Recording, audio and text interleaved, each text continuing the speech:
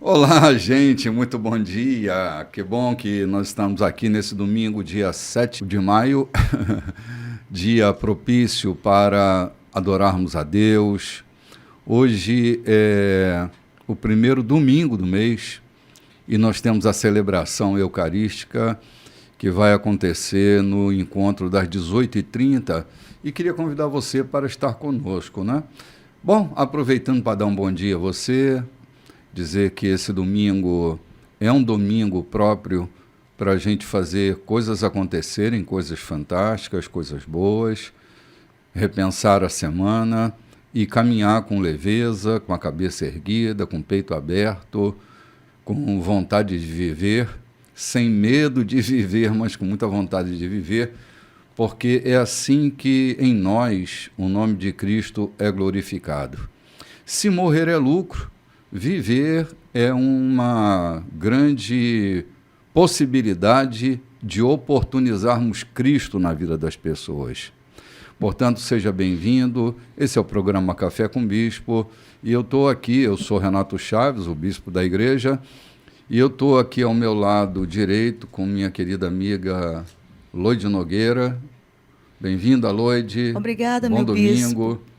Para você também. Bom dia para todos vocês. Nós já estávamos com saudade, então já está com a mesa aí preparada, com tudo no ponto, nós também. Venham conosco, não é isso, bispo? Vamos tomar café juntos, né? Tomando café, olha aqui. É tanta gente tomando café junto com a gente, dá uma né? olhadinha aqui. Mostra aqui, Diogo. Olha aqui a nossa xícara de café, né? Para ver que dá uma batidinha para quem está só no rádio, né? Nós tomamos café mesmo, exatamente, né? Estamos tomando o nosso cafezinho. Muito bom dia, querido João Silveira. É Nogueira, é Silveira, é Moreira. Olá. Muito bom dia, querido bispo. Muito bom dia, Loide. Bom dia, Diogo. E bom dia a você que abre o seu rádio, o seu aparelho receptivo, receptor para nos ouvir. Eu não digo nos ouvir, acompanhar conosco a dissertação sobre esse texto bíblico tão lindo. Vamos juntos, né, João? A gente está junto, a gente não está fazendo um programa para nós aqui, nós não estamos montando um programa para nós montamos um programa pensando em vocês que estão do outro lado. É verdade que nós aprendemos muito a cada passo, a cada programa que fazemos. Não tem nenhuma dúvida disso. Eu me considero um aprendiz. Então, bom dia a todos vocês. Um domingo maravilhoso. Esperamos vocês daqui a pouco na Igreja da Colheita, na Embaixada da Colheita, na Rua Santo Antônio, número 34, né? Não, 16, 14. Desculpa, se confundi com a da minha casa. Para celebrarmos a morte e ressurreição do nosso Senhor e Salvador Jesus Cristo. É um culto de fantástica celebração e você não devia perder, né? Gente, nós estamos avançando e cada experiência que a gente tem tido nesse livro de Marcos, eu já li e estudei inúmeras vezes esse texto, João, mas toda vez que eu me deparo com ele, tem um detalhe que eu não capturei da vez anterior, né? Isso eu não sei se quando fazemos seminários, faculdade teológica, é que a gente está feito aqui, o professor nos ensina, e a gente aprende aquilo que nos foi ensinado e informado. Mas quando nós nos debruçamos aqui sobre ele, aqui na mesa, as coisas vão se descortinando. Eu tenho aprendido tanta coisa linda também, vão se descortinando, vai abrindo assim. Como diz a própria Bíblia, diz que a palavra do Senhor se renova a cada dia. Para mim, a cada vez que sento aqui e abro o texto, coisas novas vão fluindo e vão ficando muito lindo na vida da gente. Eu tenho crescido muito. Se ainda não cheguei à estatura que devo, mas já tenho crescido muito aprendendo. Já temos chegado até aqui, né? Temos chegado. Isso ainda ou não, mas a gente vai continuando. Estamos chegando por aqui. Deus tem acrescentado e nós vamos seguindo. Gente, hoje nós já estamos lá no capítulo 8. Nós vamos iniciar a leitura e a nossa reflexão, nossa contribuição. Ainda que às vezes parca, mas a nossa contribuição para que a gente tenha a compreensão do Evangelho. Antes da gente fazer a leitura, eu queria só lembrar que lá no capítulo 6, Jesus está enviando 6 duplas, 12 homens, que estavam iniciando a jornada deles, e Jesus está ensinando a viver na dimensão da mensagem, na dimensão do Evangelho, e dá instruções fantásticas a eles, que são tão importantes para nós. No domingo passado eu dizia que 500 anos de capitalismo distorceu completamente a nossa mentalidade. O capitalismo é aquele sistema que cria necessidades para vender facilidades, cria necessidades que nós não temos, e aí a gente vai ficando preso no ter as coisas, não é? No possuir, e muitas vezes distraídos de ser, ou do ser. E aí complica muita coisa. Jesus está lembrando a eles que a vida não é baseada em dinheiro, dinheiro, dinheiro, dinheiro. A vida vai muito além. É nesse capítulo, que Jesus diz, vocês não vão precisar de muitos equipamentos, de muitas ferramentas para a missão de vocês. Vocês são a ferramenta. Isso tem deixado uma marca tão forte no meu coração, saber que, no entendimento de Jesus, nós somos a ferramenta. Nós não precisamos de tanta ferramenta, porque nós a somos. Nós somos os maiores recursos que nós possuímos. Aprendemos isso no livro de Marcos. E tem tantas outras lições pela frente que vão nos deixar mais leves, caminhando com mais precisão na vida e sem nos distrairmos tanto, né? Vamos partir para a leitura, Loide, do texto, sim. Capítulo 8. Capítulo 8. Do Evangelho segundo São Marcos. Sim. Foi na mesma ocasião que Jesus, outra vez, se viu diante de uma multidão faminta. Ele chamou seus discípulos e disse: estou com o coração partido por causa desta gente. Há 3 dias estão comigo e não tenho o que comer. Não posso mandá-los embora com fome. Vão acabar desmaiando no caminho. Alguns vieram de muito longe. Os discípulos perguntaram: como vamos encontrar neste lugar deserto comida que dê para toda essa gente? Jesus perguntou: quantos pães vocês têm? 7 pães, informaram. Jesus então mandou que o povo se assentasse. Depois de ter dado graças, tomou os 7 pães, partiu-os e entregou-os aos discípulos para que os repartissem com o povo. Havia também alguns peixes. Ele abençoou os peixes e ordenou aos discípulos que os repartisse de igual modo. Todos comeram à vontade e foram necessários 7 grandes cestos para recolher as sobras. E os que participaram da refeição foram cerca de 4.000. Depois de despedir a multidão, Jesus entrou no barco com os discípulos e foram para Dalmanuta. Quando chegaram, os fariseus vieram pressioná-lo para que ele desse uma prova de quem era. Desafiado, Jesus perguntou: por que esta geração pede um sinal milagroso como garantia? A verdade é que vocês não terão sinal nenhum. Eita, lá. Bom, esse texto começa com uma sensibilidade de Jesus. Ele vê aquela gente, João, que há 3 dias está ali, caminhando com ele, seguindo pelos deslocamentos dele, e ele gera uma preocupação. A fome já estava batendo à porta.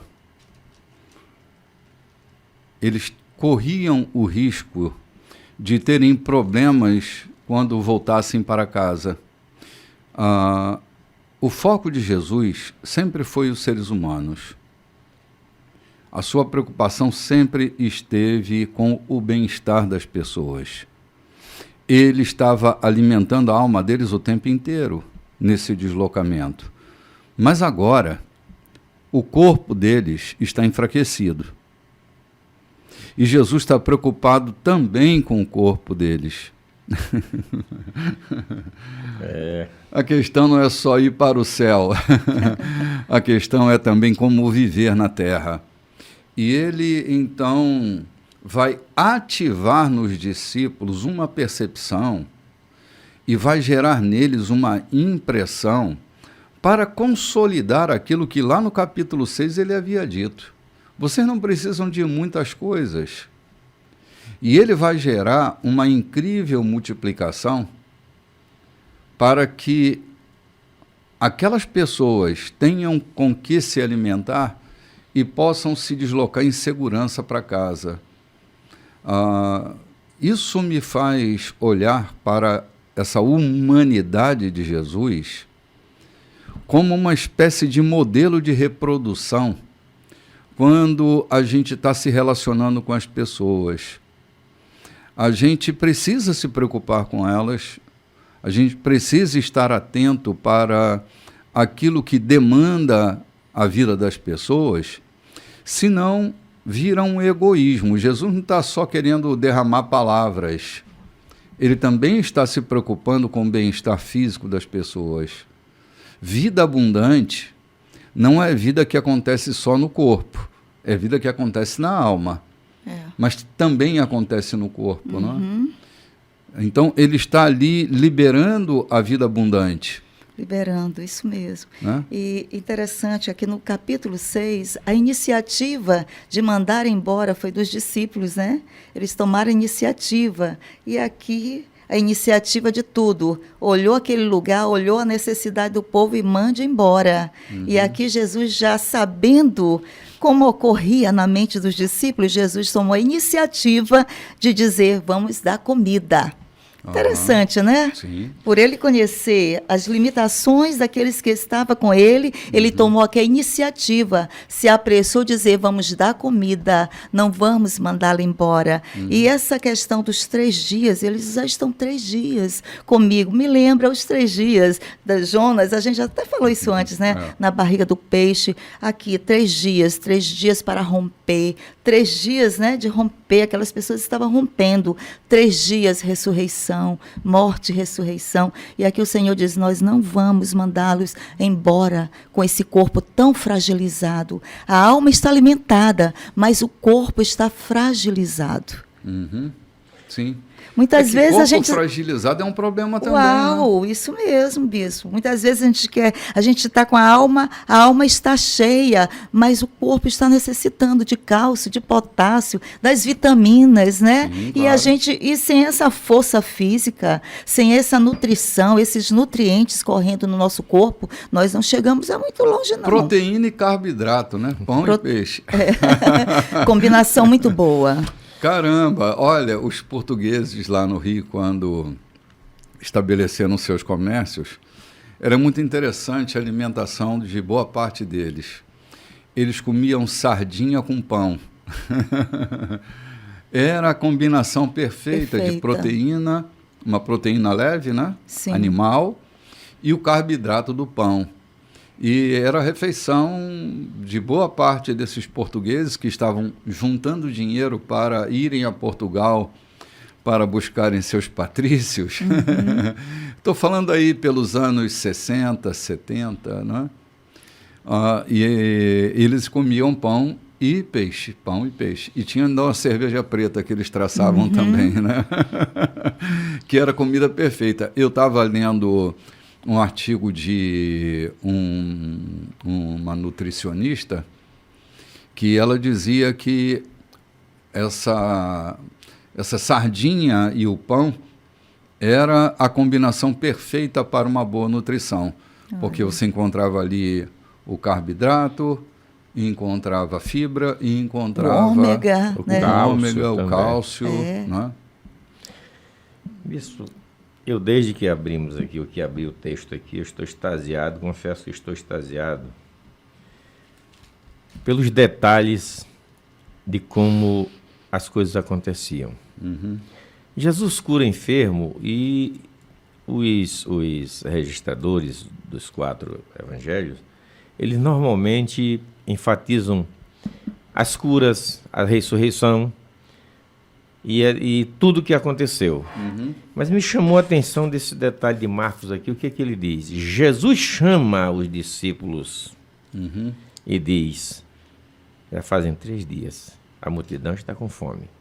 Eu tenho preocupação com eles. Eu confesso, eu estou extasiado aqui de ver que esse meu Jesus, o nosso Jesus, o seu Jesus de que você está nos ouvindo, tem preocupação com a tua comida do dia a dia. Tem preocupação com a tua alimentação. Jesus não está preocupado em ter morrido na cruz do Calvário, ressuscitado e completado a salvação. E agora eu espero vocês para nos encontrarmos lá na eternidade, naquele dia em que os anjos reunirão os salvos para encontrar-se. É assim que a gente aprendeu. Foi assim que eu passei a vida entendendo que Jesus Cristo completou a obra salvífica e agora nos espera para morarmos com Ele. Não! Eu estou entendendo aqui que Jesus se preocupa com a tua alimentação, com a tua fome, com a tua necessidade. E no texto que eu tenho à mão, a Bíblia que eu tenho à mão diz assim: naqueles dias, outra grande multidão, não era a mesma, porque ele estava na região de Tiro e Sidom, outra grande multidão se reuniu e mais uma vez o povo ficou sem comida. Jesus chama os discípulos e diz: tenho compaixão dessa gente, estão aqui há 3 dias com a gente e a comida acabou. Eu não queria tocar no assunto, mas é impossível deixar de tocar.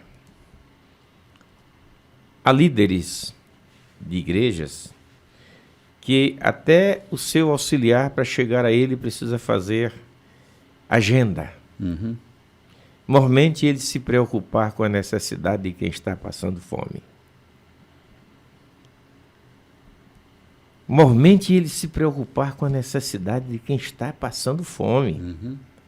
E Jesus dá-nos o exemplo maior. Nós somos pastores, nós somos líderes de igreja, não apenas para ensinar o caminho do céu para os cristãos, ou para aqueles que querem segui-lo, mas também para providenciar o sustento, a necessidade, atentar para a necessidade daqueles que estão conosco. Esse é um exemplo que Cristo nos deixa. Sim. Atentarmos para a necessidade daqueles que caminham conosco, daqueles que estão em volta, estão na periferia de onde estamos situados como igreja, estão na periferia da nossa residência. É uma necessidade de, se queremos aprender com Jesus. Está aqui uma grande lição. Aprender com Jesus é também atentar para a necessidade, para a fome daquele que está em dificuldade. Sim. Olha, eu queria emprestar um olhar para esse episódio, lembrando a vocês que há um caos ali, né? A fome, não tem lugar para se comprar nada, há uma espécie de caos. E pensemos no que Jesus fez. Diante desse caos, ele pôs ordem. Ele associa a quantidade de pães que tem e manda que eles se assentem na relva. Num outro evangelho, que detalha mais isso, ele diz que eles sentaram em grupos de 100 para contabilizar melhor. Então, assim, o que Jesus faz? Enfrente o problema, equacione o problema para que você coloque em ordem. Ele colocou as pessoas sentadas para facilitar, inclusive a contagem, porque se tem um número aqui é porque alguém contou. João Silveira não estava lá. João Silveira gosta de contar, né? João Silveira não estava lá, mas tinha outro João lá contando. Lembrando que essa contabilidade não era para supervalorizar o evento. Não, era para resolver um problema. Era para resolver um problema. Já imaginou distribuir no meio de uma multidão faminta o burburinho que acontecia? Sim, João, não tinha uma intendência ali. Eles não andavam com reservas. Era necessário que se fizesse alguma coisa.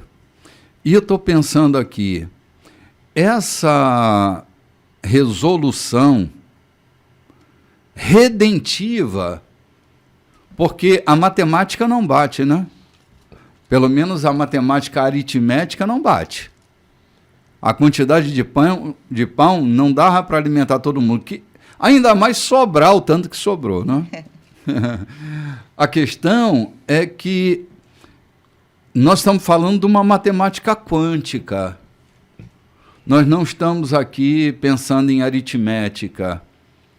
É que aquilo que está nas mãos de Deus tem uma superdimensionalidade que às vezes a gente não percebe. 5 pães e 2 peixes é lanche para um rapaz. Mas nas mãos de Jesus, isso vira um milagre. Isso me faz lembrar, confesso que emociona-me, faz lembrar aquela oferta daquele nosso irmão aqui na igreja. Uhum. Estávamos numa construção que beirava 1 milhão. E ele chega com R$10 dentro do envelope e diz: isso aqui vai construir a igreja. Uhum. Nas mãos de Jesus a igreja está construída, o templo está construído. Sim. A fé daquele homem, a certeza, a decisão. E é assim que acontece. Talvez alguém reclame e diz, não tem registro que os discípulos tivessem reclamado ou dito: Senhor, mas parece-me que é um evangelho que diz, mas o que é isto para tanta gente, né? É, sim. O que é isso para tanta gente? Uhum. Mas diante de Jesus, como disse Lloyd no programa passado, o pouco de azeite e o pouco de farinha vão durar por todo um verão que vai acontecer de 3 anos e meio. Verdade, João. João, durar. a gente estava falando ainda há pouquinho em off sobre essa coisa das questões caóticas, né? É que caos, Lloyd, não é ausência de recurso, é falta de ordem. O que Jesus faz nesse caos é pôr ordem, é acender uma luz. Uhum. Lembra daquele estáter Perdido dentro de casa. perdido dentro de casa? A primeira coisa que aquela mulher faz é acender uma luz. Quando há caos, uma luz precisa ser acesa, uma centelha de compreensão. No universo caótico, na Terra caótica de Gênesis 1, a primeira coisa que Deus faz diante do caos que estava a Terra é acender uma luz. Haja luz e houve luz. Agora, você lembra que essa luz não era o sol, não eram os astros, eles ainda não haviam sido criados, não é? Não. Essa lux, né? Essa lux era uma centelha que explodiu a possibilidade da ordem. Então, às vezes, tudo que a gente está precisando é de acender uma luz. Eu não sei se vocês se lembram de um personagem de revista em quadrinho, que era o professor Pardal, Sim. que ele tinha a lampadinha lá para criar as ideias, né? A lampadinha era a criação das ideias. Sim. Então, imagina você que se você hoje está vivendo um caos financeiro, se você está vivendo um caos afetivo, é preciso parar e colocar luz. Amém. Será que toda essa dor que você está sentindo, da ausência, não é a dor baseada numa culpa? Não é a dor que é baseada numa dependência afetiva? Sente a dor daquilo que te faz mal? São reflexões que a luz dessa centelha criativa precisa ser acesa para a gente pôr em ordem o caos que está instaurado naquele momento, naquele lugar, não é? Amém. Essa coisa de Jesus, botar todo mundo sentado na relva. Jesus fez o milagre, é que é impressionante. Jesus fez o milagre, mas a hora do trabalho ele disse: agora é com vocês. Entregou Claro. o pão Uhum. e o peixe para que os discípulos pudessem fazer o processo, o trabalho. Dá-lhes vós mesmo o que comer. Isso, A gente tem que estar envolvido no processo. isso mesmo. Né? O envolvimento no processo é aquilo que faz a coisa de verdade acontecer. Lição preciosa essa, né? Preciosa. E estava aqui o tempo inteiro e às vezes distraído. Diante de nós, né? A gente só estava extasiado com a multiplicação dos pães e não com o processo que levou a isso, né? Gente, nós vamos ali tomar um cafezinho e voltamos já.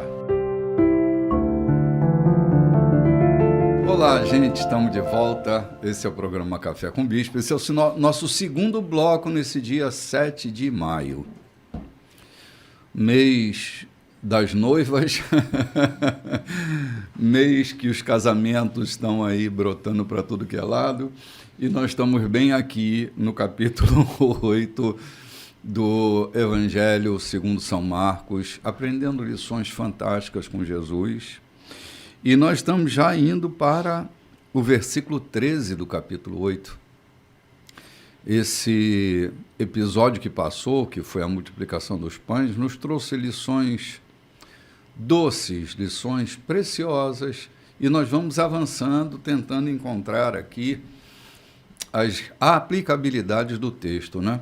Quando eu comecei o Evangelho, Lloyd, no Evangelho, a primeira função que eu tive foi de limpar banheiro, depois de varrer a frente da igreja,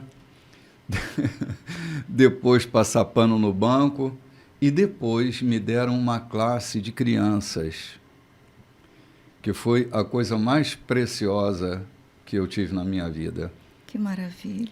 Ensinar para crianças, descobrir a aplicabilidade dos textos. Eu comecei aqui, descobrindo que cada texto não era uma história, simplesmente. Era um ambiente para a gente produzir a aplicação do Evangelho. Foi aqui que a moral da história começou a ganhar sentido na minha vida, né? Eu era só um jovenzinho recém-chegado na igreja, mas minha cabeça começou a se ampliar.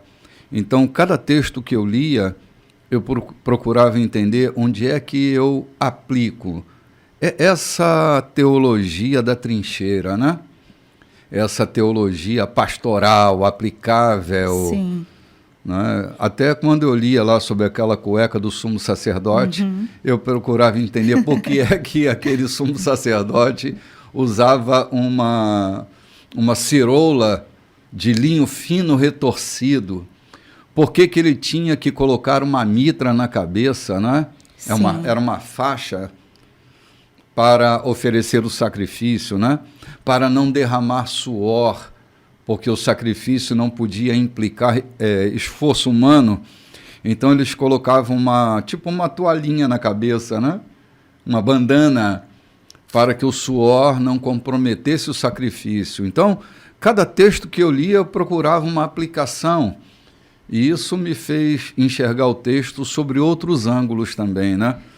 E isso é tão maravilhoso hoje, porque a gente vê na escola para a criança, aqui dentro da igreja, as professoras, elas procuram fazer isso também, essa adaptação, né? Criar uma linguagem que possa acessar o coração das crianças. A leitura do texto, associar, falar, né, para as crianças sobre a salvação, sobre Jesus, sobre essa vida de Jesus e como associar isso. Hoje é muito difícil lá fora fazer isso, porque muitas vezes a criança ela não associa aquela história daquela forma. Quando fala fogo, Jesus é fogo, ela imagina realmente um fogo. E ela pode até ter medo de Jesus, por saber quem é o fogo. O fogo queima, o fogo arde, o fogo pode matar uma pessoa. Então, quando se coloca uma ilustração, falar de Jesus, temos que procurar realmente uma figura que não meta medo nas crianças, né? Mas uma figura que encontre para as crianças a segurança de quem é Jesus. Então, quando nós lemos um texto e a gente passeia por esse texto, aqui nós que já somos adultos, a gente vê a figura de Jesus tão bem, né? Firmada, alicerçada, tão humanizada, tão humanizada, que esse Jesus aqui, lendo as histórias, ele passa aqui, e o que Marcos quer falar, quer agigantar, esse Jesus como servo. Né? Ele fala, por isso que a gente aqui, ele vê a importância que ele dá a Jesus no servir. Ele não enfatiza muito o que está sendo servido, ele enfatiza o servir de Jesus, como ele agia, ele passava a saliva, né, na doença, Sim, ele colocava as mãos, ele agiganta o servir de Jesus, mas ele não dá tanta importância àquele que foi servido por Jesus. Sim, verdade. Né? Isso é muito maravilhoso aqui dentro da narrativa de Marcos. Para quê? Para não se igualar a de Mateus, a de Lucas, no olhar dele. Então, é um olhar muito particular. E a gente está tendo todo esse cuidado, né, de diferenciar essa leitura. Sim, né? sim. É importante, havia entre o povo judeu um grupo de estudiosos que eram chamados de os literalistas. Eles são os precursores dos cabalistas. Os literalistas, eles tinham uma relação com o texto bíblico muito intrigante. Eles não liam só o conteúdo histórico. Para você ter uma ideia, eles usavam o valor numérico de cada palavra para tentar acessar o conteúdo do texto, o cerne do texto. Então, eles frequentavam o texto até penetrarem esse texto. Então, eles olhavam sobre vários ângulos. Eles orbitavam até encontrarem uma brecha que eles pudessem acessar o conteúdo.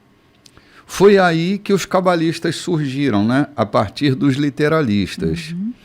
E o que a gente tenta fazer, é também orbitar o texto. Ver os detalhes que às vezes estão apagados pelo espetáculo que estava acontecendo.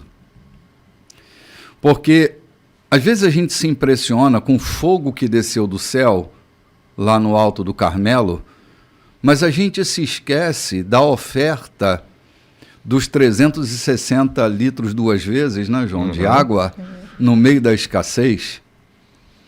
A gente fica vidrado com o espetáculo da multiplicação do azeite, mas se esquece da disponibilidade da vasilha. A gente olha para o milagre da mulher do fluxo de sangue, mas não se atenta para o que ela estava pensando naquele momento. Então, nossa missão é estar frequentando o texto, tentando olhá-lo de outros ângulos, a fim de que o texto se abra para nós, não é? É que a gente tem o sentimento de viver flutuando, né? Nadando sobre as ondas. E eu costumo dizer que todo surfista, quando a maré seca, ou quando a onda passa, ele vai para a lama. Então, ele cai na lama. Então, é necessário que a gente entre com profundidade. Você acaba de falar exatamente verdades que são incontestáveis. A necessidade de não olharmos, ou seja, um certo teólogo disse que Deus não fará nada para a humanidade sem a nossa cooperação, não foi isso? Sim, foi Wesley. Não fará nada sem a nossa cooperação. Então é preciso que a gente esteja envolvido nesse processo. Sim, os discípulos estavam envolvidos no processo da multiplicação, né, João? Pense que eu aprendi, sentado à mesa da minha casa desde a infância, o meu pai dando graças pela comida e dizendo: Senhor, te dou graças pelo pão que tu nos deste para alimentar os nossos corpos. Dá-nos o pão espiritual para alimentar nossas almas e alimenta todos quanto têm fome. Quanto tempo eu vivi com isto na cabeça e depois entender que ele, por não ter sido ensinado com o devido cuidado, criou a sua própria oração, quando ele diz: dá-nos o pão espiritual para alimentar nossas almas, quando ela já foi alimentada por Cristo Jesus. Alimenta todos quanto têm fome, quando isso não é obrigação de Jesus, ou não é da sua parte. Da sua parte é providenciar que aconteça o milagre, mas nós é quem temos que distribuir a comida, procurar onde está. Veja que Jesus não saiu procurando. Sim. Onde está? Quem é que tem alguma coisa? Não. Ele primeiro teve compaixão da multidão e depois ele pergunta: o que vocês têm aí? O que vocês conseguem? De repente alguém disse: está aqui 7 pães. Outro disse: tem mais alguns peixes. É preciso que façamos a nossa oferta para o milagre acontecer. Naquela época em Israel havia uma escassez de 3 anos e meio de água, sem chuva. Sim, verdade. Israel não tem ribeiros correndo. Israel é uma terra deserta. Não tem ribeiros de água correndo, mesmo que falte a chuva. Mas, quando Elias decide operar o milagre, ele primeiro pede a oferta do povo. Tragam água. 365 litros de água da primeira vez. Mais raro que ouro, né? Mais raro do que ouro, água pura. Não vinham trazer água contaminada. Então é necessário que a gente entenda aqui, é que é necessário que a gente se envolva no processo para que aconteça o milagre de fato. Não que ele seja incapaz. Mas se Jesus vai resolver tudo, o que é que nós estamos fazendo aqui? Qual é o nosso papel? Então por que nós nos organizamos como igreja? Então por que nos organizamos como uma agremiação que proclama o seu nome? Se ele vai fazer tudo. E precisamos entender que, como dissemos no programa antepassado, o vento parou, o mar acalmou, e agora chegar o barco em Gadara como? Remando. Remando. Então essa é a nossa parte a fazer. Para que o milagre aconteça de fato, a nossa cooperação é imprescindível. Sim, João, a vida fica insuportável quando nós não fazemos parte do processo da nossa própria vida. Essa coisa de ver tudo acontecendo e a gente não se move para canto nenhum, chega um momento que a gente alcança a insuportabilidade, porque a gente não se enxerga, não se vê dentro do processo. E nós precisamos estar dentro do processo, não? Gente, vamos lá, vamos entrar no texto aqui. Vamos lá. Tá difícil, mas nós vamos entrar. Versículo 13, né, Loide? Tá lindo. Versículo 13. Antes de começar, o pastor João falou aí sobre o processo, né? E o milagre, aqui a gente percebe que o milagre já começa, pastor João, no coração. O coração ser tocado, né? O coração ser tocado começa com a vontade, com o desejo do coração em querer fazer acontecer o milagre. Isso é muito bacana. Então me dá mais uma deixazinha aí. Olha, pastor João. Vamos orbitar o texto, né, João? Vamos orbitar o texto. Alguém tinha 8 pães, ou 7 pães.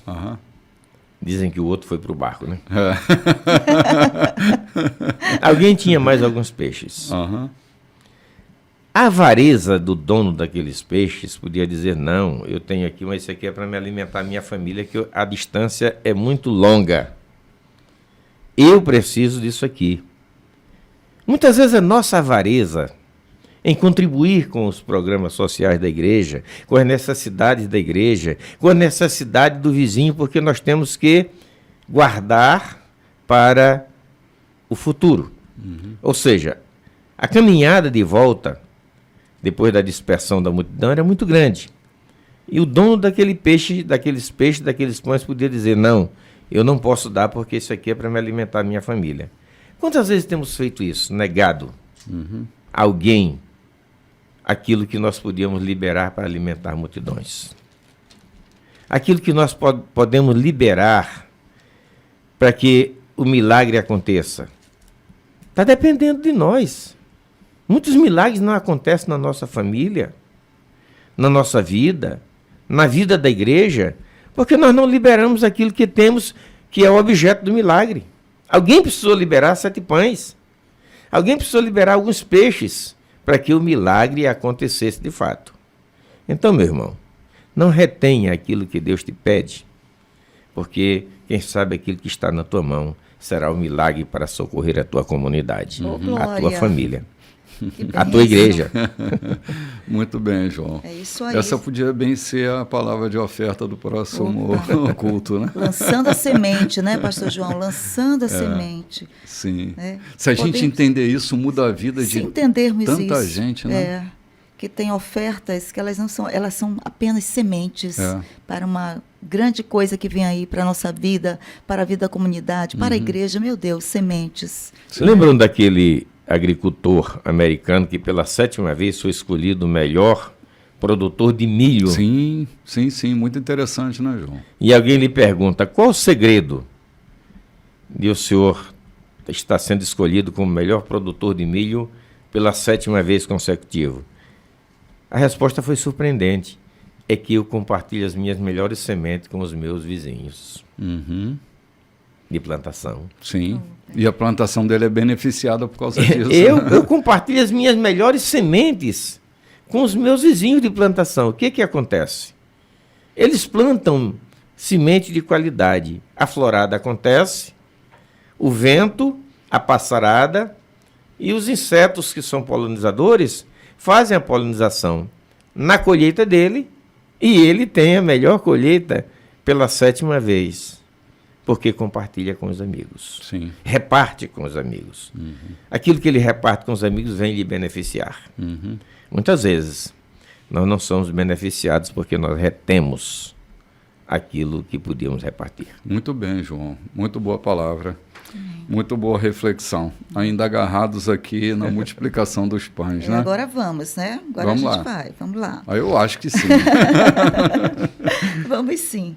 Dali, Jesus voltou para o barco e dirigiu-se para o outro lado do mar. Os discípulos, porém, esqueceram-se de levar pão, exceto por um pedaço. Aproveitando a oportunidade, Jesus aconselhou-os: fique de olho no fermento dos fariseus e dos partidários de Herodes. Pensando que ele os repreendia por haverem esquecido o pão, começaram a culpar um ao outro. Percebendo o que se passava, Jesus perguntou: por que estão discutindo por haverem esquecido o pão? Não entenderam ainda? Não conseguem perceber? Não se lembram dos 5 pães que demos aos 5.000? Quantos cestos de sobra vocês recolheram? Eles responderam: 12. E dos 7 pães para os 4.000? Quantos cestos de sobra vocês recolheram? 7. Ele perguntou: ainda não entendem?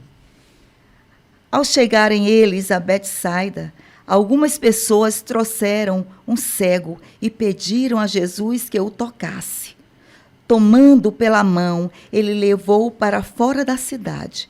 Passou saliva nos olhos do homem, impôs as mãos sobre ele e perguntou: consegue ver alguma coisa? Ele olhou para cima e disse: vejo homens, só que eles parecem árvores andando. Jesus voltou a impor as mãos sobre ele. Dessa vez o homem percebeu que havia recuperado completamente a visão. Agora via tudo com perfeição. Jesus mandou para casa, advertindo: não entre na cidade. Ok, vamos parar aqui. Não entre na cidade. Acho que Jesus estava fazendo um contra-marketing, né? Sabia que ele ia espalhar a notícia. Porque, João, essa contabilidade de Jesus, os discípulos, assim, eles passaram pela experiência, eles não são muito diferentes de nós. Pela segunda experiência. Pela segunda experiência. Mas a gente pode passar por experiências inúmeras e continuar não se apercebendo daquilo que Deus é capaz de fazer na nossa vida. Isso mesmo. Jesus nos leva para uma caminhada leve, para uma vida sem peso. E a gente fica criando cena, voltando lá no capítulo 6 de novo, né? Fazendo estardalhaço e criando cena. Com coisas que a gente já aprendeu, já sabe que está tudo bem. Mas a gente é dado a essa coisa aflitiva, né? Essa coisa da culpabilidade. Eles estão ali um culpando o outro. Não, você devia ter trazido. Não, Cara, o assunto não era esse. O assunto era outro. Bem aí, é o versículo 16. Por favor, Loide, repita o versículo aí para a gente. Pensando que ele os repreendia por haverem esquecido o pão, começaram a culpar um ao outro. Percebendo o que se passava, Jesus perguntou: por que estão discutindo por haver esquecido o pão? Falando de Herodes, os caras estão pensando em pão. Eu quero me deter aqui em muita coisa que não acontece também, por conta da gente não assumir a sua própria responsabilidade, não assumir a própria culpa. É muito comum, é próprio do ser humano, ser chamado a atenção por um erro e ele culpar o carro que enguiçou no caminho, o trânsito que não conseguiu deixar de chegar no horário, né? Congestionou. Então, essa culpabilidade, Jesus pega e corta aqui muito sério. Essa culpa que nós atribuímos ao outro atrapalha o andamento da obra, o andamento da igreja, o andamento de qualquer coisa que se está fazendo, quando não assumimos a nossa responsabilidade e queremos que o outro seja responsável por isso. O que o texto Marco diz? E eles começaram a culpar um ao outro. Felipe, é tu que é o responsável por providenciar comida, o rancho para a viagem. Pedro, João e Tiago são responsáveis por estar ali perto de Jesus, para que ninguém toque nele, para que ninguém o agrida. Felipe para providenciar o pão, e então cada um alguma coisa. E começaram a culpar uns aos outros. Gente, em vez de culparmos um ao outro, assumamos a responsabilidade, porque com ela assumida, cada um fazendo a sua parte, logo, logo, coisas maravilhosas vão acontecer na tua igreja, na tua casa, na tua comunidade. E aproveitando que estou com a palavra, eu quero lembrar que Jesus, sempre que curava alguém, ele mandava primeiro para onde? Para casa. Para casa. A nossa família é o melhor reduto que nós temos para nos alegrarmos, para nos congratularmos com aquilo que aconteceu conosco. Lamentavelmente, no princípio, quando o bispo chegou aqui, ele dizendo: homem não entende de mulher, homem entende de homem. Compra um carro novo, enche de homem e vão para uma mesa beber cerveja, né? Sim. A mulher acha que ele está traindo ela, mas ele está bebendo cerveja com os amigos no bar. Ou seja, a celebrar a compra de um carro novo, ele enche de amigos e vai para uma rodada. Jesus ensina o contrário. Celebre a tua cura aonde? Na tua casa. Na tua casa, no meio da tua família. Foi assim que ele fez com o endemoniado de Gadara, né? Ei, não vai para lugar nenhum, eu nem quero tu comigo aqui. Vai lá para o meio da... Gente, é o melhor lugar. Quando nós não queremos, me perdoem a minha expressão forte, quando nós deixamos de ir para casa para contar o que Deus fez por nós e vamos para a multidão, para a igreja, é um desejo de aparecer, de nos sentirmos preciosos. É bom que a gente pense nisso. O melhor lugar, o primeiro lugar a celebrar as vitórias e as conquistas que acontecem conosco no meio da nossa família, entre os nossos. Sim. Amém. Verdade, João. Amém. Agora tu vê o assunto. Jesus está falando da contaminação do fermento dos fariseus e eles carregando culpa. Uma culpa imaginária, João e Lloyd. A culpa, ela inflaciona tanto a nossa economia psíquica que ela nem precisa ser uma culpa real. Jesus não está culpando ninguém. Nem cobrando comida. Nem cobrando comida. Ele está falando do fermento, da malícia dos fariseus. E ali suscita uma culpa imaginária. Quanta gente está envelhecendo além da conta. Está gerando pesos insuportáveis, confusões, conflitos, gerados por uma culpa que não existe, nem nunca existiu. Mas a condição da insatisfação faz com que fantasmas surjam, né? É culpa e medo, são as duas grandes tragédias. Estão vivendo a síndrome de Jacó, né? Sim. Ou aquela do barco, que Jesus vem andando sobre as águas, os caras começam a gritar, é um fantasma, né? O medo e a culpa, né? No caso aqui, a culpa, no caso específico, né?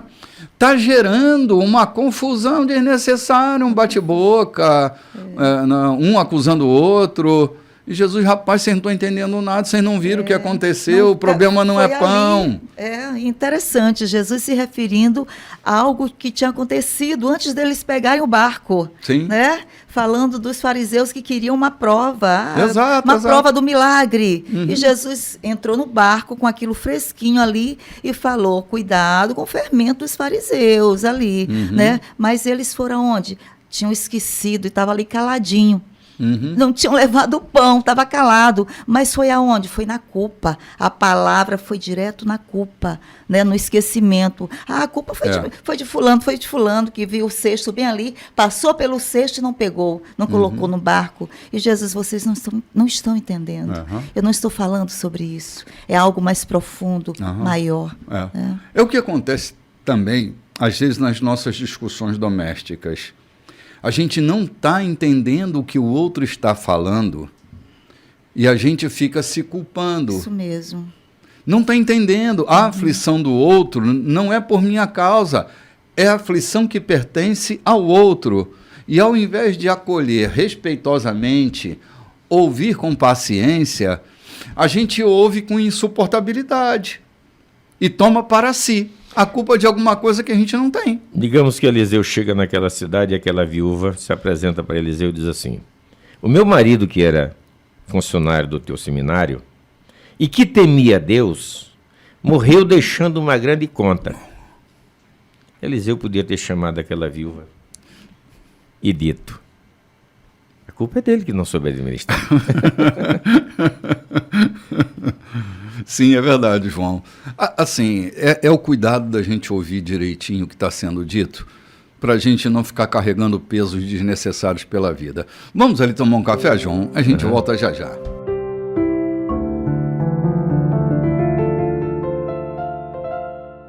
Olá, gente, estamos de volta e nós estamos aqui no terceiro bloco da nossa programação, falando sobre essa caminhada linda de Jesus, o conflito dos discípulos dentro do barco porque esqueceram o pão, e já estamos no versículo 27, que é um texto também muito legal, muito impressionante, que vai gerar aqui a nossa conversa, né?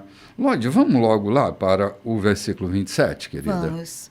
Jesus e seus discípulos visitaram as cidades ao redor de Cesareia de Filipe. Enquanto caminhavam, ele perguntou: quem o povo diz que eu sou? Eles responderam: alguns pensam que é João, o Batista, outros acham que é Elias. Há quem pense que é algum dos profetas.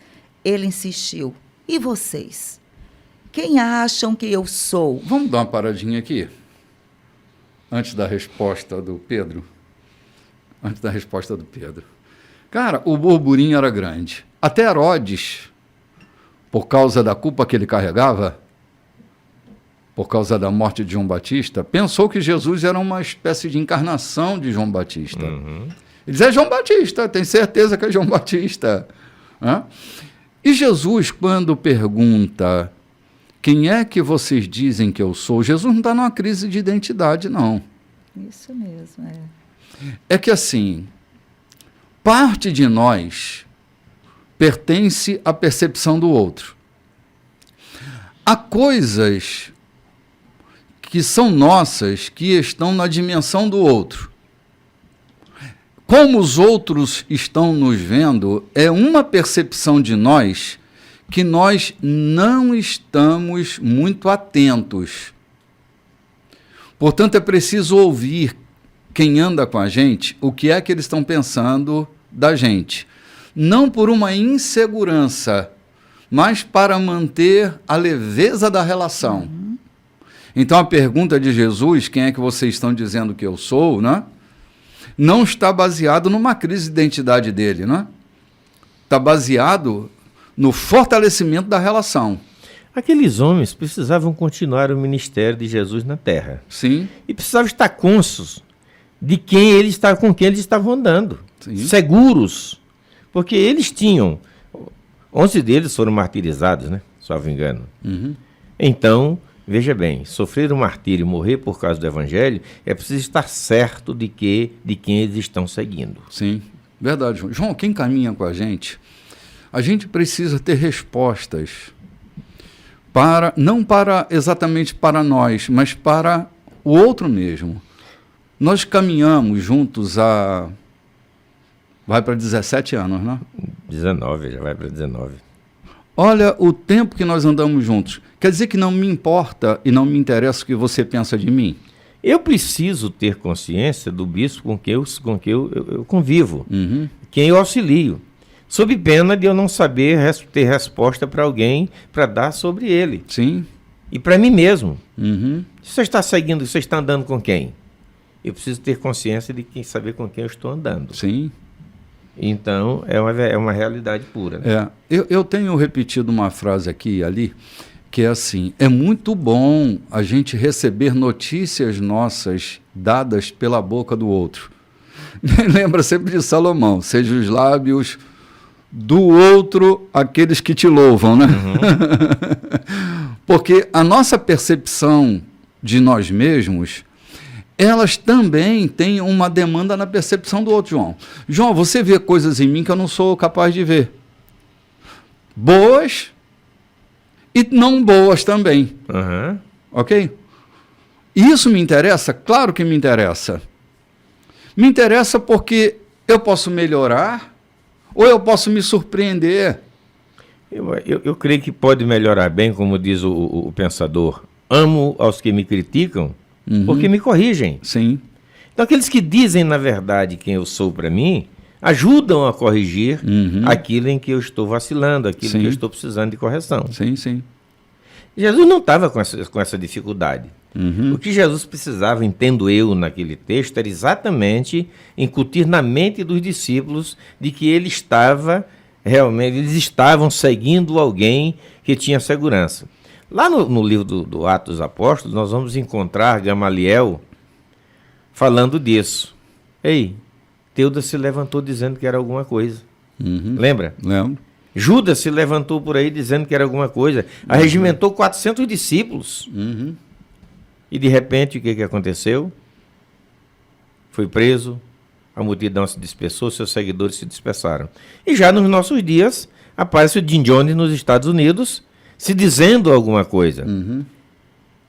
E iludiu multidões, levou para morrerem lá nas Guianas.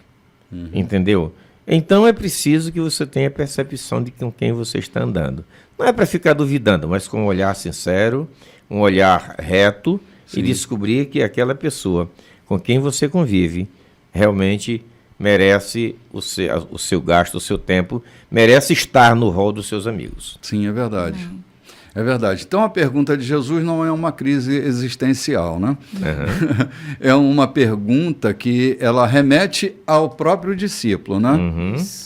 Tem clareza de quem eu sou, né? Até porque eles estavam ali num território que foi fundado pelos gregos, uma cidade de muitos deuses, né? Então eles sabiam, as pessoas ali daquela cidade, Mateus vai detalhar isso muito bem, né? Aquelas pessoas sabiam que eram todos aqueles deuses, e Jesus disse, eles sabem quem são os deuses deles, e eles sabem quem eu sou. E ele dizia, uns dizem que tu és isso, aquele, e vocês? Vocês estão sabendo com quem vocês estão andando? Quem eu sou para vocês? Né? E isso é muito importante, a gente saber essa igreja onde eu estou situado, né? O que defende. Realmente, eu estou alicerçado em um lugar seguro. Estão entendendo o propósito, né? Eu estou entendendo onde eu estou habitando, eu estou entendendo quem são os meus mestres, né? Exato. Eu estou entendendo por quem eu estou sendo orientada. Quem está aqui me orientando, a minha paternidade, a minha mentoria espiritual, eu estou sabendo o terreno onde eu estou sendo alicerçado. Jesus fez isso. Vocês estão sabendo? Quem está tomando frente de vocês? Né? Então, é muito importante isso para nós também. Lloyd, quem estabelece nossa mentoria espiritual é responsável por boa parte da nossa vida. Porque mover com o nosso espírito, João, é uma coisa tão sutil e tão poderosa. Se você tiver nas mãos de um canastrão, nas mãos de um canalha, nas mãos de um oportunista, de um Judas, de um Teudas, de um Teudas, você pode acabar muito mal. Você pode terminar muito mal. Porque a nossa direção espiritual, ela imprime numa região do ser da gente, no corpo espiritual da gente, nesse altar, uma condição propícia ou não propícia para a vida. A gente pode, desorientado espiritualmente, viver um inferno. Desorientado espiritualmente, a gente pode viver uma vida tão escassa, tão limitada e tão aquém de uma vida de primeira. Então, saber escolher, saber definir, saber quem é essa mentoria, né, esse pastoreamento que está sobre nós, pode definir muitas coisas na nossa vida. Sim. Muita gente vai fracassar por causa das influências espirituais que estão sobre elas. Isso tem a ver também, eu fico lembrando, eu estava há uns 15 anos atrás, mostrando a nossa propriedade, a nossa piscicultura para um amigo, um cristão antigo. De repente o telefone toca no meio do campo e alguém começa a me dizer: João, fulano de tal vai te procurar. Ele está querendo dinheiro. Não me disse ele está precisando de dinheiro. Ele está querendo dinheiro. Que você empreste dinheiro para ele. Tome cuidado porque ele não é bom pagador. E eu disse à pessoa que estava comigo: o meu pastor está me pastoreando a 200 quilômetros de distância da cidade onde eu moro. Aqui no meio do campo, quarta-feira, uma hora Sim, dessa. Eu lembro. Quarta-feira, uma hora dessa, ele está me pastoreando, ou seja, me prevenindo contra um golpe de alguém que não merecia realmente ser atendido. É responsabilidade nossa orientar. É preciso que as ovelhas também tenham a sensibilidade, e eu disse no programa passado, de consultar os seus pastores. Não é para fazer tudo, para comprar uma cueca, eu vou consultar ao pastor que compro. Não. Eu preciso tomar uma atitude, eu vou conversar com o meu líder espiritual. É uma atitude no campo material, mas eu preciso conversar com ele para pegar a orientação. É difícil para um homem, um ser humano, viver sem referencial. Sim.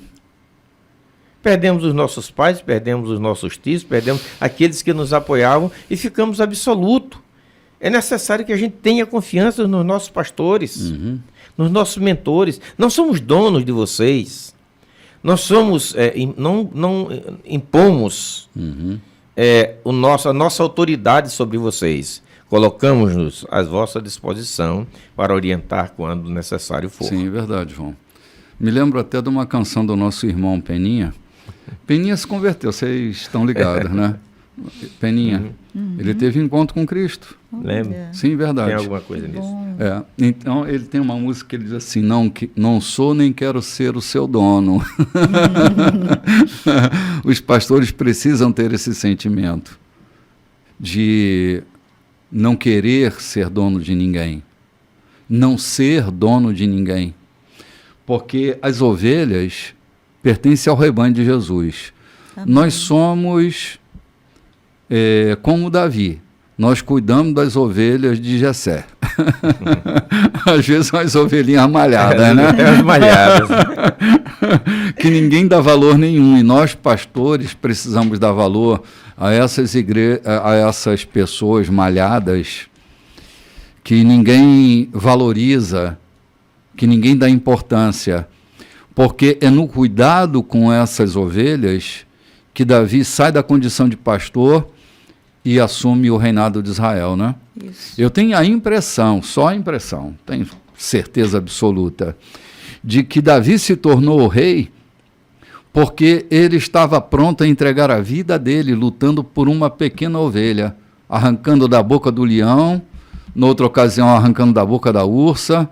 Penso assim, né? Aqui é só meu devaneio. Que Deus olha lá de cima e diz: cara, esse cara está disposto a dar a vida dele para cuidar dessas ovelhinhas malhadas. Não, vamos entregar a nação de Israel. É ser fiel no pouco, sobre o muito eu te colocarei, né? Um reinado que começou no fundo do quintal. Sim, no fundo do quintal. É aqui. Lloyd e João, não é o que acontece na cena, é o que acontece no bastidor. A nossa vida é legitimada no bastidor, quando os holofotes ainda não estão sobre nós. Contava para alguém há poucos dias sobre o feito de Josué. Deus ordena a Josué que mande conduzir 12 pedras a distância de 500 metros, né? Sim. E ali faça um altar de testemunho. Sim. Quando perguntarem, o que é que essas pedras estão fazendo aí? Elas foram tiradas do meio do Rio Jordão, no dia em que Deus fez com que o Rio Jordão se abrisse e passasse o seu povo de pé enxuto. Sim. sem ordenança nenhuma, mas por conta do seu sentimento, da sua relação com Deus, Josué não pede, mas pega 12 pedras e constrói um altar no meio do rio, onde ninguém via. Sim, as águas passavam, né? As águas passaram logo depois que o rio voltou ao seu curso normal e ninguém via. Mas aquele era o segredo de Josué com Deus.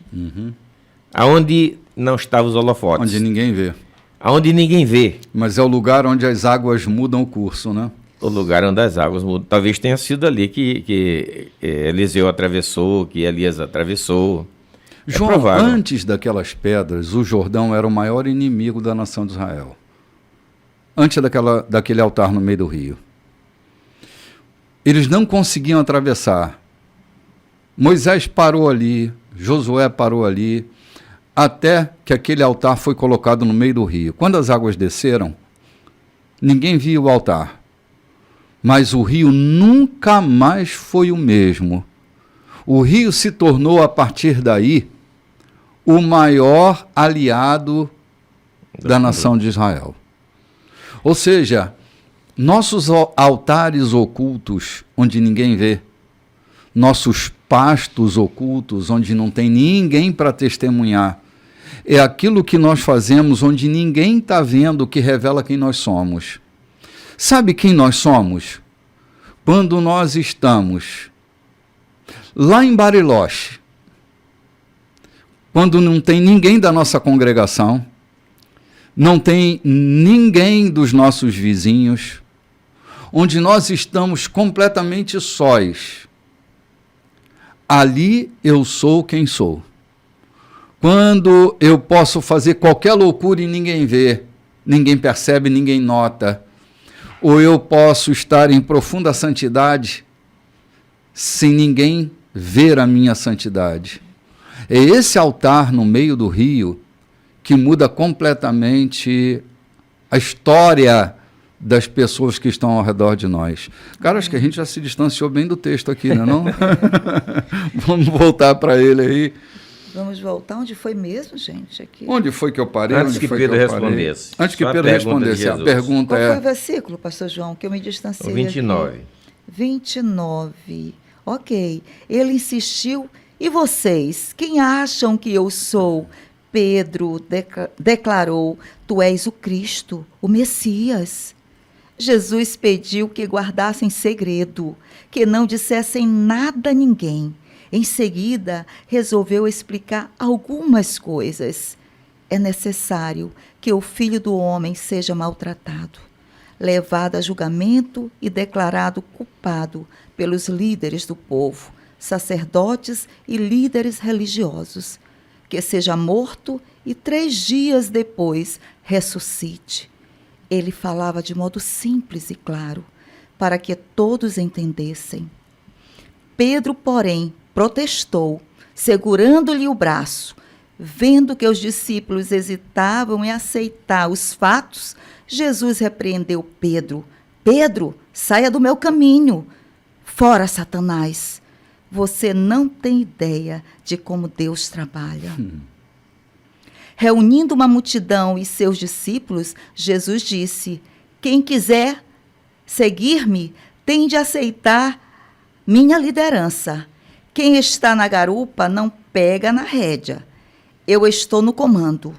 Não fujam do sofrimento. Abracem-no. Sigam-me e mostrarei a vocês como agir. Autoajuda não é ajuda.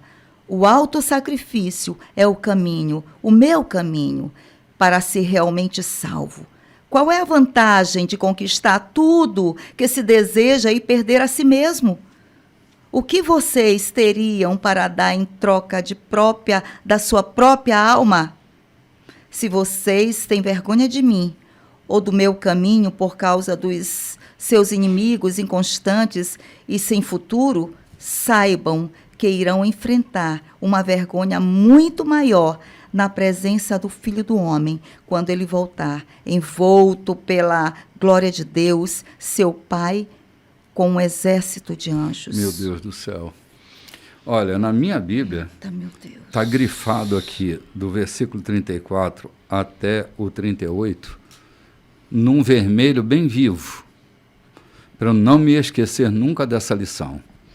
Mas antes dela, nós estamos aqui lidando com uma situação de extrema delicadeza. Depois que Pedro fala o que fala, de dar consistência à sua fala, Jesus começa então a desnudar o plano. E ele fala da sua morte. E aí Pedro vai se levantar para se opor ao plano. Gente, deixa eu pensar uma coisa com você aqui. Os maiores inimigos do nosso propósito podem ser aqueles que nos amam, que querem nos proteger daquilo que nós precisamos nos expor. Fazia parte do plano. A morte, o sacrifício e a ressurreição estavam dentro do plano, mas os afetos românticos de Pedro tentaram proteger Jesus. Isso vai acontecer na narrativa de outros autores de uma maneira muito contundente. Quando ele diz isso numa determinada ocasião, os discípulos dizem, nós já temos um plano para ti.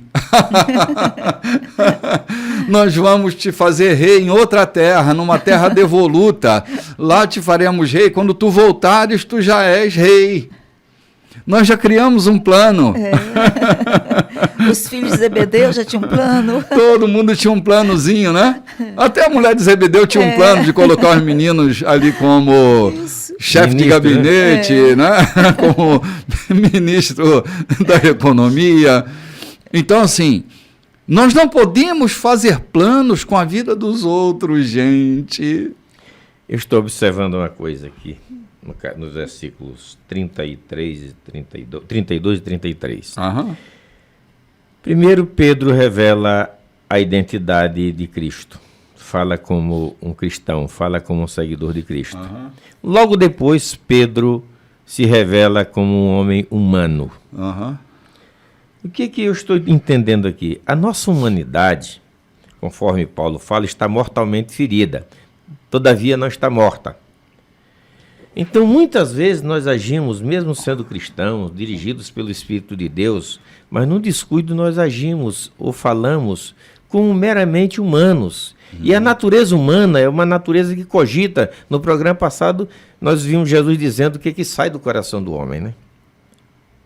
Então, no coração do homem está alojado tanta coisa, porque é a nossa humanidade. Então, Pedro, no primeiro momento, ele faz uma revelação divina. E Jesus, noutra oportunidade, ou noutra narrativa, salvo engano, de Mateus, ele diz assim, tu és o Cristo, o Filho do Deus vivo. E Jesus diz assim, muito bem, Pedro, não foi a carne nem o sangue, mas o Espírito de Deus quem te fez revelar. No mesmo contexto, na mesma caminhada, Pedro aparece... No mesmo instante ali, né? Pedro aparece sendo usado, ou se permitindo usar pela humanidade, que Jesus chama de Satanás, essa humanidade. Só contribuindo, João, um instantinho, a palavra Satanás, em grego, é a palavra adversário. Não tem a ver exatamente com o diabo. Com Lúcifer. Com Lúcifer. O capeta. É que o que Pedro estava fazendo era uma satanagem, né? O que eu estou chamando de satanagem? Uma operação adversária com relação ao propósito. Nos amam, mas têm medo. Olha, quantos da nossa família não acreditavam que nós seríamos quem somos? Certa vez eu pedi ao meu pai, de saudosa memória, a oportunidade para sair para estudar fora e me tornar alguém. Ele simplesmente me negou essa oportunidade. Talvez não imaginava que eu pudesse chegar onde cheguei, não me conhecia com profundidade e não sabia o propósito de Deus para a minha vida. Sim. Eu precisei romper com isso, contra a vontade dele, para poder alcançar espaço que estava proposto para mim. Sim. Quantas mães preferem criar um filho e se tornar o lavrador ali perto de si, mesmo sabendo que ele tem um potencial para se tornar um homem útil à sociedade e à própria família? mas esse amor materno humano tolhe ele de se tornar aquilo que ele está proposto a se tornar. Talvez o medo da frustração. Pais, normalmente, eles tentam proteger os filhos da frustração. Acho que era o que Pedro estava tentando fazer. Proteger Jesus de uma possível frustração. O que ele não entendia é que o potencial que Jesus carregava sobre ele tinha a consciência disso.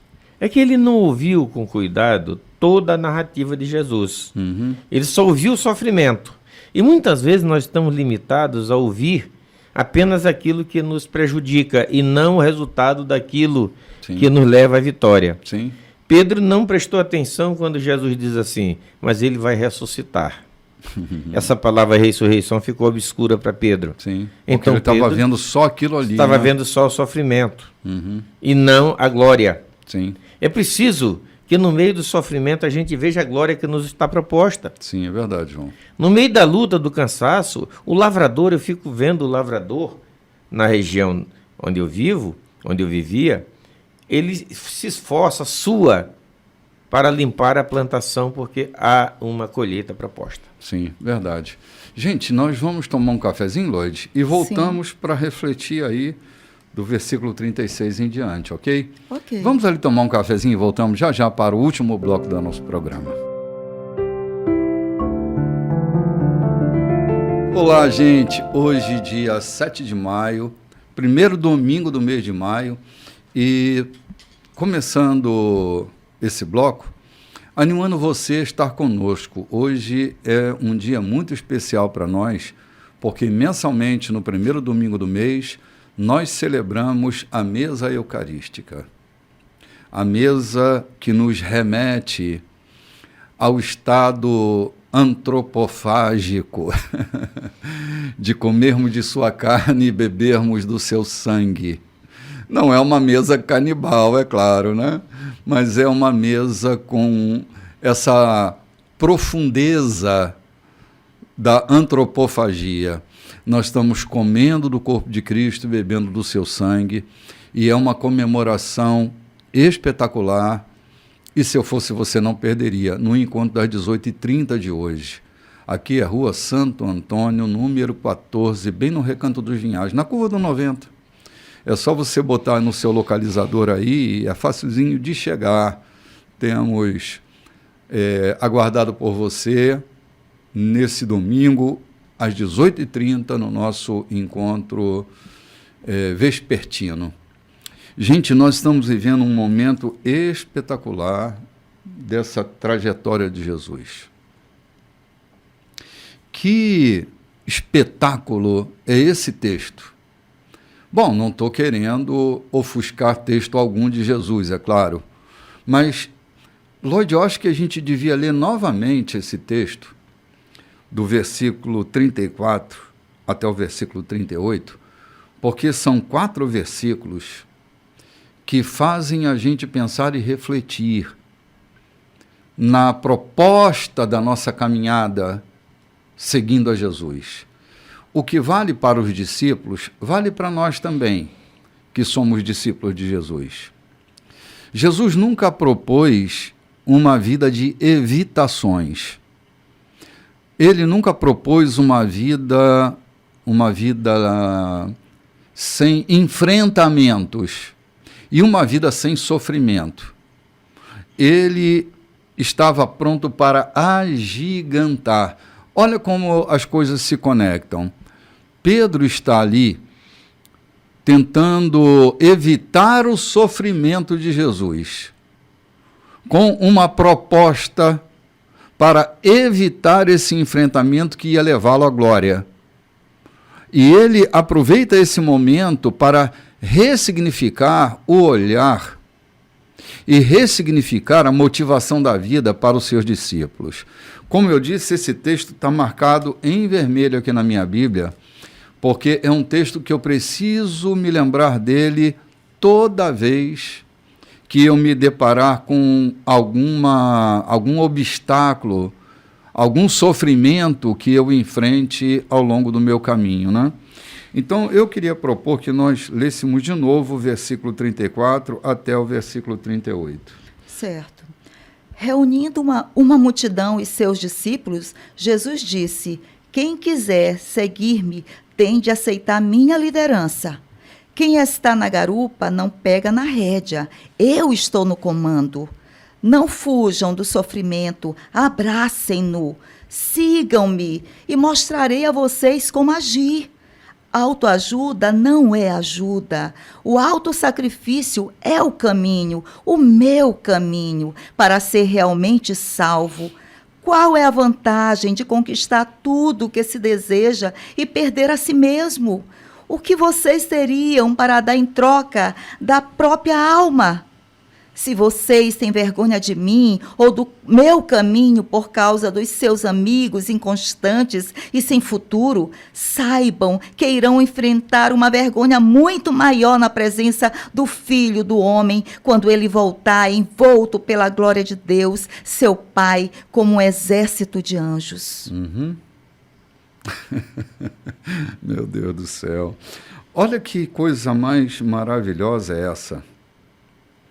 Quem quiser seguir-me tem que aceitar minha liderança. O senhorio de Cristo não é uma opção para nós que decidimos segui-lo. Tê-lo como nosso Senhor, muitos o têm como seu Salvador, né? Aquele que livra a sua alma das aflições. Mas ele não é só nosso Salvador, João. Jesus é o Senhor que salva. Não é o Salvador que reina. A gente estava comentando em off exatamente sobre isso. Sobre o senhorio de Cristo na vida da gente. A necessidade de segui-lo incondicionalmente. Porque o resto ele cuida. A gente começou o programa falando de uma multidão que não foi atrás de comida não, estava ouvindo a sua palavra, seguindo. A certa altura ele se preocupa com a comida daqueles que precisavam ser alimentados. Então seguir a Cristo não tem que ficar se preocupando primeiro com a comida, para depois segui-lo. Segui-lo e ele providenciará aquilo que você precisa. Sim. Não precisa ser preguiçoso também, né? Sim, claro. Todo trabalhador, todo homem deve ser provedor da sua própria vida e daqueles que lhe estão sob a sua dependência. Sim. Todavia, confiar em Cristo é pertinente para quem quer segui-lo. Sim, olha aqui, quem está na garupa não pega na rédea. Jesus é maravilhoso. Quem está na garupa não pega na rédea. Eu estou no comando. Não fujam do sofrimento. Abracem-no. Sigam-me e mostrarei a vocês como agir. Cara, é no enfrentamento que nós aprendemos com ele como é que se vive. Em cada enfrentamento com o sofrimento proposto pela circunstância, né, a gente tem um aprendizado de agigantamento. A gente não sabe o quanto é grande até que tenha que enfrentar a grandeza de um sofrimento. Nós sempre seremos maiores do que os desafios que nós enfrentamos. Nenhuma tentação, nenhum sofrimento nos é proposto de maneiras que nós não conseguimos enfrentá-lo. Se há um obstáculo gigante na sua vida, lembre-se de uma coisa: Deus não é irresponsável. Se Ele deu a você esse gigante, é para te colocar no trono de algum lugar. Amém. Não fuja. Eu vou mostrar a vocês como lidar com essa situação. Sabe, é essa condição que a gente precisa aprender a se livrar e parar de fazer cena com as coisas que acontecem na vida da gente. Enfrenta, cara, vai lá, não tenha medo. Ele está contigo, ele vai te ensinar a lidar com aquilo. Não tem que fugir. As fugas são os piores caminhos que nós adotamos para as nossas vidas. Pode parecer mais leve, pode parecer melhor, mas fugir cria em nós uma condição de reducionismo que você não pode imaginar. Mas quem enfrenta descobre a sua força. Quem enfrenta descobre o quanto já cresceu. Então, fugir não é a melhor alternativa.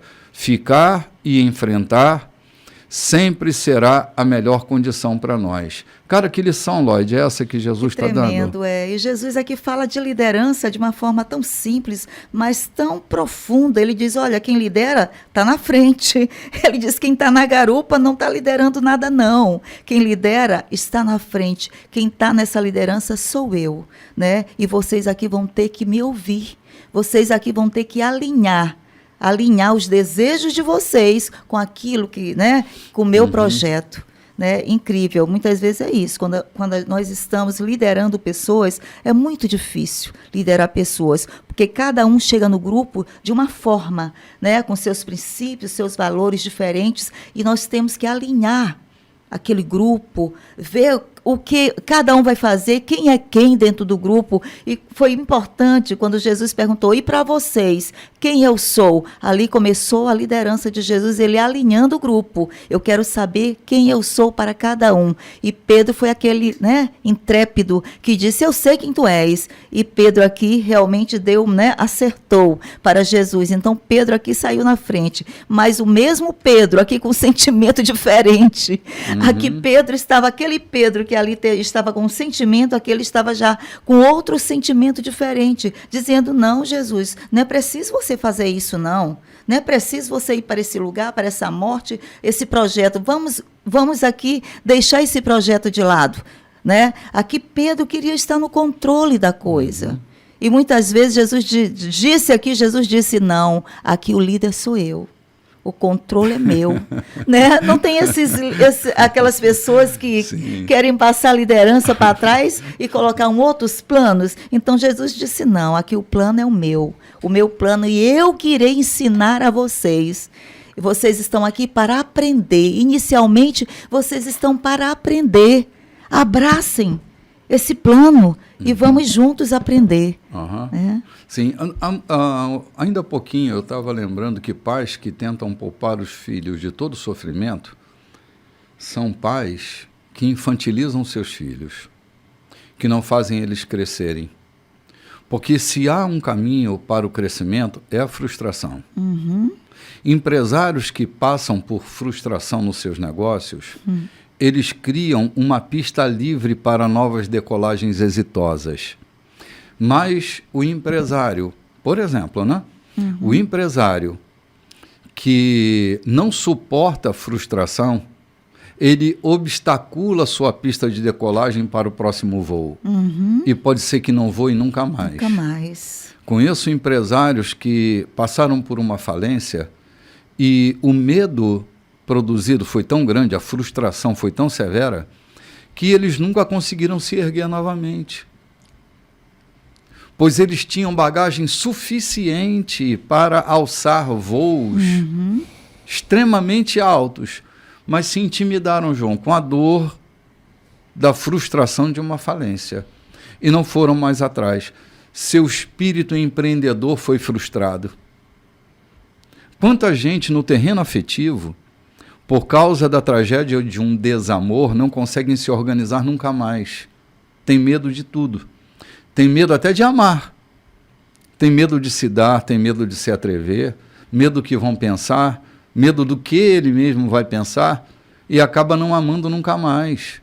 Gente que vive a vida completamente solitária, isso não é um problema se a gente decide conscientemente ser, mas será um problema morrer solitário e frustrado, porque se fecha, se bloqueia, e assim por diante. Domingo passado eu citava o exemplo de um rapaz que a família bem-sucedida, ele volta da Europa numa relação frustrada de amor, quando chega ao Brasil, a primeira providência dele é abrir a janela do 10º andar onde morava e se jogar lá de cima, porque não suportou a frustração. Ou seja, crianças que não aprendem a lidar com a frustração vão se tornar adultos fracos. E Jesus está mostrando isso no ensino dele. Não fuja do sofrimento, não. Enfrenta. Enfrente seu luto. Enfrente sua frustração. Enfrente seu medo. Se você não enfrentar o seu medo, ele vira fóbico. Não é enfrentar com jactância, mas com responsabilidade. Exato, João. Perfeito. E eu vejo Jesus aqui falando aos discípulos nesse tom, é que lá no barco, ninguém sabia quem era quem. Até para providenciar o pão, eles estavam com dificuldade. Não é que fosse um bando de frouxos. O problema é que Jesus está tentando tratar homens, Jesus está tratando homens que serão lideranças da igreja após a sua subida ao céu. Eles serão responsáveis pela condução, por propagar o nome de Jesus, por fazê-lo conhecido entre as nações. Então precisava de homens fortes, equilibrados, e dizendo: sigam-me, olhem para mim, eu estou no comando. E se vocês não se negarem a si mesmo, se vocês continuarem com essa frustração, se não se negarem a si mesmo para caminhar comigo, vocês vão esbarrar em barreiras que vocês são incapazes de atravessá-las. Quem quiser ser digno de mim, o texto aqui em uma outra versão diz assim: quem quiser ser digno de mim, ter relação comigo, experimentar de mim, negue-se a si mesmo, tome a sua cruz a cada dia e siga-me. Ou seja, negar e seguir. Não é seguir e negar, é negar e seguir. Pedro seguiu e negou.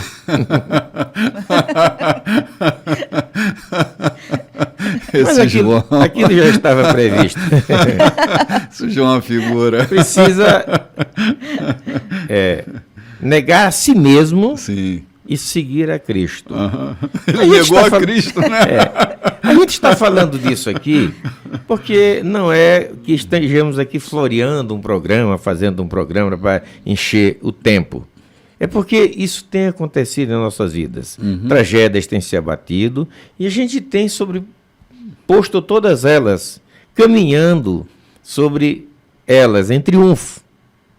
Não significa que nós não temos dificuldades, enfermidades sempre estão nos assolando, dificuldades, mas elas ensinam-nos a caminhar. O que é que Jesus diz ao sofrimento? Enfrente-os. Deixa acontecer, porque eu estou aqui para... Lá no final da sua subida, ele diz assim: e eis que eu estarei convosco todos os dias, até que tudo finde. Sim. João, outro dia um desavisado falando a mim disse que eu era um pregador de autoajuda. Bom, eu não tenho nem que me defender disso, porque minhas palavras são minha própria defesa. Eu nunca fui pregador de autoajuda. Eu tenho um mapa muito bem definido sobre minha atividade profissional e minha atividade ministerial. Não há confusão naquilo que eu faço. A solução para ninguém é a pregação da autoajuda. Primeiro que o conceito, às vezes, é muito mal entendido sobre autoajuda, né? Autoajuda não vem de fora, autoajuda vem de dentro. E nós deveríamos produzir autoajuda na vida da gente, sim. Não esse embalo motivacional. O que Jesus está dizendo é que autoajuda não é ajuda, e eu concordo 100% com ele. Autoajuda não é ajuda. Ele diz que o autossofrimento, né, o autossacrifício, é que é o caminho. Não é a flagelação, né? Não é autoflagelo, não é autoflagelo, não é automutilação. Autossacrifício no sentido de você se expor à vida sem medo de viver e sair machucado dela. É isso que cria homens fortes, é isso que cria mulheres fortes. É isso que cria todos e todes, todos e todes, gente forte. Porque, João, se não for o autossacrifício, não tem força em nós. João, na atividade da musculação, por exemplo, que a gente se expõe a uma academia, é com o apodrecimento, com a quebra das fibras anteriores, é que a gente hipertrofia. Só vem fibra nova se a fibra velha morrer. Então, o exercício que a gente se submete é um autossacrifício. É a morte de velhas musculaturas. Se isso serve para o corpo, isso também serve para a alma. Se a gente não quebrar fibras velhas da nossa musculatura psíquica, a gente não amadurece. Por isso você vê um homem de 60 anos completamente infantil, completamente menino, meninos de 60 e 70 anos. Cristãos meninos que nunca aprenderam nada, porque tudo que ouvem, o que querem ouvir, é sobre o pecado e suas culpas. Querem ser acusados de pecados e das suas culpas e não de conhecer as maravilhas que há no seguir a Cristo. Infelizmente, a gente tem encontrado pessoas, mas essa igreja aqui não fala sobre o pecado. Não, nós temos que falar sobre o Cristo Redentor. O pecado foi cravado na cruz. O que nós temos que falar é do que há em Cristo. E depois de você estar cheio de Cristo, o pecado é como acender a luz na escuridão, né? Uhum. Tendo Cristo na tua vida, encarnado, seguido, vivido, o pecado não terá força sobre a tua vida. João, quem fica muito preocupado com o pecado é gente que está muito ligada a ele. Aquilo que a gente mais ocupa a mente da gente, aquilo que mais une a gente.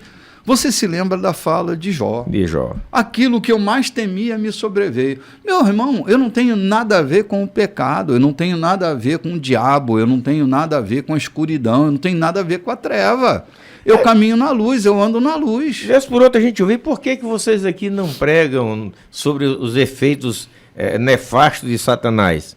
Porque o nosso ministério aqui é mostrar a Cristo e aquilo que ele proporciona para nós. Satanás que fique para lá com seus anjos. Eu não tenho nem tempo de tocar na vida do inominável. Eu tenho tanta coisa para dizer, João. Eu acho que a gente devia ter culto era todo santo dia, porque, meu irmão, não falta conteúdo da minha atividade espiritual. Eu tenho andado sobre a palavra, tenho caminhado com ela, eu penso a palavra. Então, assim, eu tenho me tornado como uma rocha de Meribá. Me provocou, sai água. Me provocou, sai água. Esse café com bispo devia ser todo dia a gente tomando café com... Porque, cara, tem tanto conteúdo. João, eu vou morrer devendo, cara. Eu queria morrer vazio, mas eu acho que ainda vou levar conteúdo que eu não queria levar. É que a cada dia a gente vai sendo enchido de coisas novas e lindas. Eu fico lembrando lá na minha mesa, a minha mesa é sagrada. Normalmente eu quero que os meus filhos, quando vão à nossa casa, fiquem com a gente 1 hora depois da mesa e a gente fica exatamente ouvindo sobre isso, falando sobre isso, desse comportamento. Ou seja, é uma oportunidade que nós temos para fazer um culto de aprendizado, um culto de melhoramento, entendeu? A Deus, o melhoramento a nós com a atribuição a Deus das suas misericórdias conosco. Então, quando você diz, eu queria ter culto todos os dias, eu tenho a felicidade de quase todos os dias fazer na minha mesa esse culto. Não é uma liturgia religiosa, mas um culto onde a essência de Deus é apresentada aos nossos filhos e àqueles que nos visitam. Eu acho que não estou me tornando precioso com isso, mas se a gente adotar esse culto durante o almoço, durante a refeição, durante o café da tarde, a gente vai caminhando de glória em glória. Sim. João, se a vida da gente não for um culto... Estava pensando nisso aqui, ele falando, eu pensando... Se a vida da gente não for um culto, vai ser muito ruim. Não dá para viver sem ele. Não dá. Não é de domingo em domingo, né? Não é de café em café. Não é de live em live. É domingo a domingo. De domingo a domingo. De janeiro a janeiro. De janeiro a janeiro. Então essa é a nossa relação com ele. Gente, estamos terminando. o programa de hoje, Lloyd. Passou rapidinho, não é? Rapidinho. Viu? Caramba, e esse último bloco, então, voou. Tinha tanta coisa mais para dizer, falar. Cara. Como Marcos diz, né? Boas notícias. O Evangelho é boas notícias. É boas notícias, né? Sim. A gente não está especializado em más notícias. Elas não cabem em nós. Não. Já é uma roupa velha que não nos cabe mais. Sim. Nós estamos cheios de boas notícias para dar. Deus. Quando alguém me pergunta alguma novidade, eu digo sempre, eu vivo em novidade de vida, tenho sempre coisas novas para contar, e tenho mesmo. Amém. Muitas coisas novas a cada dia para contar, Glória para a Deus. repartir, porque a experiência em profundidade na fé gera essa condição, não da busca de um espírito novidadeiro, mas uma vida em novidade, né? Glória a Deus por isso. Somos tão felizes com esse Deus que tem nos abençoado com a sua palavra, com seu amor. E nós louvamos a esse Deus tão maravilhoso. Muito obrigada, meu Deus. Amém. Muito obrigado. O nosso culto racional todos os dias, todos os momentos, né, Bispo? É isso. Se você quiser nos conhecer, saber se estamos falando de fato a verdade, visite-nos. Na rua Santo Antônio, número 14. A nossa casa está sempre de portas abertas. Deus me deu a oportunidade de me aposentar e estar em casa por muito tempo para receber amigos e aqueles que querem conhecer de Deus, da sua palavra, e conhecer, na verdade, essa equipe que faz esse trabalho. O nosso telefone nosso zap 99144-7068, está diariamente aberto para ouvir a sua sugestão, a sua colocação, enfim, entrar em contato conosco. Obrigado. Sim. Shalom. Shalom, gente, um abraço. Até terça-feira, às 19 horas, no endereço @Igreja da Colheita, é o nosso Instagram, e quinta-feira nosso encontro de oração também no @Igreja da Colheita, às 19h30. Terça às 19h e quinta às 19h30. Tem sido momentos eternos, né? Momentos de eternidade que a gente tem passado nesses ambientes. E visite nossas redes sociais no YouTube, Igreja da Colheita, e lá no Instagram, @Igreja da Colheita. Você vai ter mensagem da gente todo dia que você quiser. Um abraço a todos, bom domingo e até logo mais às 18h30 no nosso encontro eucarístico. Bye, bye. Shalom.